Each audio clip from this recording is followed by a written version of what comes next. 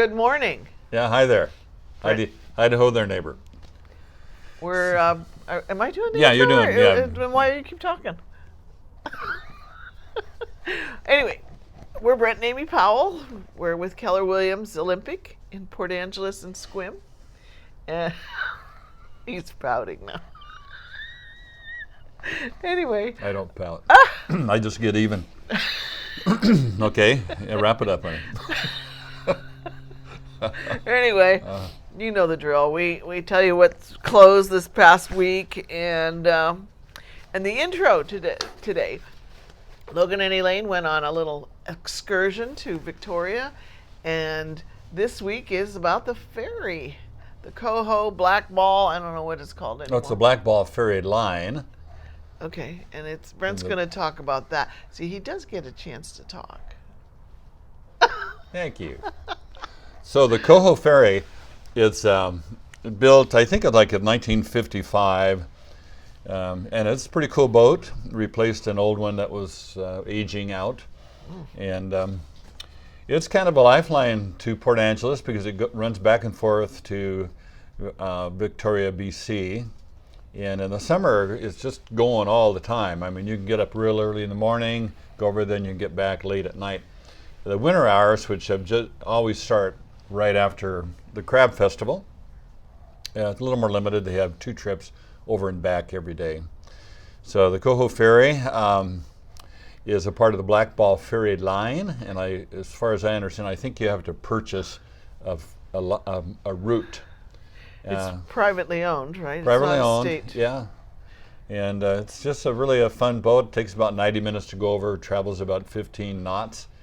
I never quite know how fast a knot is. I think it's a little faster than miles per hour, so 18, 20 miles per hour. And it holds 1,000 walk-on passengers and 115 cars. Of course, there's usually trucks, semis, so that number would be less. You want to add anything to that? Do you want to tell a story about it from the purser? Oh yeah, we used to work with the wife of the purser, and he's, what is a purser? Yeah, what is a purser? He's kind of the guy that interacts with the passengers. And as the story goes, one day Barbara Streisand decides to ride the ferry to. She had a home in Sequim at the time. Yeah, and. She didn't want people gawking at her, so she insisted that he put her in the place where the bed was. For somebody ill or. Yeah. Yeah. So she wouldn't have to deal with the public. Behind the purser's desk. And so, do you have any more? No, you have another one? So for years, it was the Streisand room. They named it after she left. Yeah, I don't think it's like that anymore. But for a lot of you folks that were born in the 70s, 80s, and 90s, Streisand was a famous singer with a big nose. So she could sing, though. She could build it. Yeah. Yeah. So here we go. We just have 11 homes that have closed in the last 7 days. And, what if Barbara's watching? Barbara, we like your movies, Barbara. You and what's that other guy? Dustin Hoffman. What? Yeah, weren't they in movies together? Not that I remember. Anyway, and Yentl, of course. Who could forget that one? But anyway, let's get going. Why don't you start out? Oh dear. Let me put my glasses on so I can read it. So we only have 11 this week, and you notice we switched sides just to mess it up for everybody. Okay, we start with the lowest closing cost to the most expensive. This first one was up on Cherry Street. Originally listed for $439, it ended up selling for $380. We knew who lived in that house. That was Krusty's house. Krusty, oh yeah. Don't tell anybody. We called him that. Well, wasn't there a clown named Krusty? It's on Simpson. Simpson. Oh. 4 bedrooms, 2.5 baths, 44 days on the market. Built in 1940. That's Logan coughing. He's getting over something. And it had 2260 square feet and on 0.16 of an acre with a neighborhood view. Okay. Excuse me. So we go inexpensive to more expensive. I already said that. First of all, in Port Angeles, and then repeat that progression in Sequim. Excuse me again. Okay, so. Is he going to hawk a loogie? No, I get this from my mother. And she was always dealing with phlegm, is what she said. Nobody wants to know. Yeah, okay, so, but anyway, this one is on 7th Avenue in Port Angeles, listed at $399,000, sold at asking. 3 bedrooms, 2 baths, 16 days on the market, built in 2009, and it has 1,172 square feet, standard size lot, a little larger, 0.17 of an acre, and they have neighborhood view. We did have one comment, and thank you for your comments. We really try to get back. Sometimes we don't. Apologize for those times. But she says, what is a territorial view? I think it was a she. I did get back to that one. Did you get back to them? Mm-hmm. But I thought I'd explain it to everybody else. So that's just a buzzword. It means you have a view of more than just your neighborhood. If it says neighborhood view, that means you're looking out your front window and you're looking into the front window of the guy across the street. So territorial means you're probably up on a hill, you can't see the water, you can't see the mountains, but you kind of see part of the town. Are you wrapped it up? Yeah, I wrapped it up. Okay. Yeah. The next house number 3 in Port Angeles, is on South Walcott Street. Originally listed for $435,000, and that's what it sold for at asking. 3 bedrooms, 3 baths, 6 days on the market. Fast turnaround. Built in 1950 with 1,740 square feet on a third of an acre, and the view is see remarks. So we don't know what that means. Probably means a lot of trees around it. Yeah. Looks like it from the picture. They think they might have a water view if you tippy toe in the upstairs window or something. Next one is on West 16th, and originally priced for $475,000, sold $10,000 under at $465,000. 4 bedrooms, 2 baths, 4 days on the market, built in 1951, 2,034 square feet with 0.21 of an acre. Once again, territorial view there, Port Angeles. All right, thank you. Yep. So the next one, the 5th one, is on Dan Kelly Road. Dan Kelly Road is off 112 as you head towards Joyce, and it goes up into the mountains. Nice area, very nice. Originally listed for $499,000, it sold for $475,000. 4 bedrooms, 2 baths, 12 days on the market, built in 1918. Wow, older. Had 2,065 square feet and 14.66 acres. Yeah, most everybody on Dan Kelly has some acreage. It's kind of out in the country. Yeah, it's a minimum of 5 acres, and they say they have a saltwater and mountain view. Yeah. Of some sort.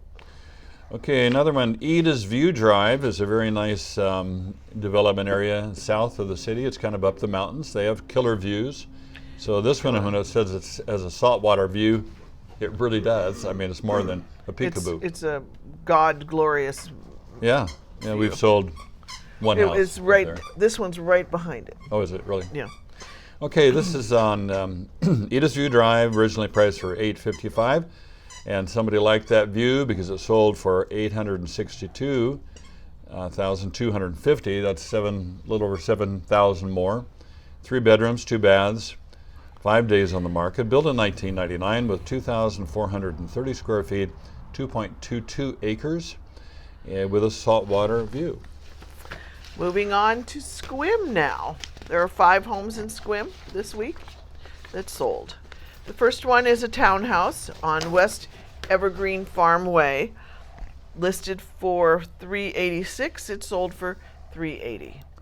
2 bedrooms, 2 baths, 8 days on the market, built in 2019 with 1,337 square feet. No acreage because it's a townhouse, and it's had a mountain view. Okay, Williamson Road in Sequim, sold at a little below asking. Asking was $429,000, sold for $425,000, and it has 2 bedrooms, 2 baths, 3 days on the market. Built in 1974 with 1,276 square feet, 1.6 acre, and they have a territorial view. Okay, the next one is on Hilltop Drive. This one is a condos townhouse also. It was listed for $436 and sold for $429. 2-bedroom, 2-bath, 44 days on the market, built in 1978 with 1510 square feet, and it was on the golf course. So, Cool. yeah, that's in Sunland, which we've talked Okay. about before. But Lofgren. I don't know if it's road or what. Anyway, Lofgren, next home, priced at $509,850 and sold at asking. 3 bedrooms, 2 baths, 5 days on the market, built in 2014, 1,177 square feet, 0.14, a little smaller lot of an acre, and neighborhood view. And finishing out Sequim, this one's on Jamestown Beach Lane, originally listed for 1.4. It sold for 1.180. 3 bedrooms, 2 baths, 9 days on the market, built in 94 with 2,336 square feet on 3.71 acres, and it's saltwater. I mean, it's on the water basically, saltwater view. And Looks like that's anything you put on the water has a water view, the value is increased. Yeah. So actually, this one is pretty much walk on water, and there's not really a lot of homes, probably under 100. I don't think it's walk on water. Jamestown Walk Beach out. Lane, walk out. Walk on water is Yeah, only that's, done a couple that's times. Jesus, but walk out.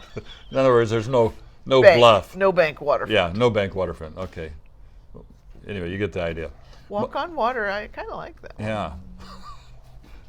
But yeah, most of the homes that have look like they're on the beach really are on a bluff. Sometimes it's 40, 50, 60, 70 feet up, and It's foggy out there. Can you hear it? yeah. Okay, well that wraps it up for this week. It's pretty brief. What's going on with us? Updates on? We listed the, we're e-bikers, and we listed the e-bike store that we bought all our bikes from. Yeah. The Pedigo store in Sequim for $550,000. This is a little commercial, and if you would like to invest and be in business with e-bikes, We should do a tour of it for our next telecast. okay, we could do that. All right, maybe the one after this. Yeah. Yeah. Okay. So anyway, we're like his best customers. I think we bought. Well, that's not a. Anyway, We're in there a lot. We bought quite a few bikes. We keep trading them in on something different. Trade 'em up. But it's a great little business to get into. E-bike business globally is blowing up. It looks like it's going to double between 1921 and 27, from like $27 billion globally to 45 billion dollars in 27. So growing rapidly. And why is Sequim a perfect market? Sequim is the perfect market because the people who buy e-bikes are between 40 and 70 years old. In other words, they're more expensive, so you're established. You're not just paycheck to paycheck. You have a little discretionary money. And you want to stay active. Yeah, you want to stay active. And there's a Sequim is trail great. there. It's flat. There's just hundreds of miles of roads there.